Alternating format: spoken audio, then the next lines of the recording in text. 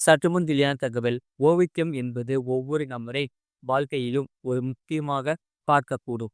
இந்தியாவிலும் ஊழியர் வருங்கால வைப்பு நிதி மற்றும் ஊழியர் ஓய்வூதிய திட்டம் ஆகியவை பணி ஓய்வு காலத்தை பாதுகாப்பானதாகவும் இரண்டு திட்டங்களாகும்.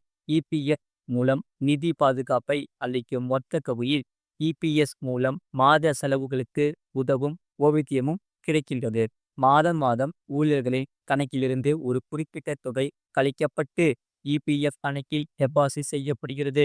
இதனால் 3.67% கணக்கிலும் 8.33% கணக்கிலும் டெபாசிட் செய்யப்படுகிறது.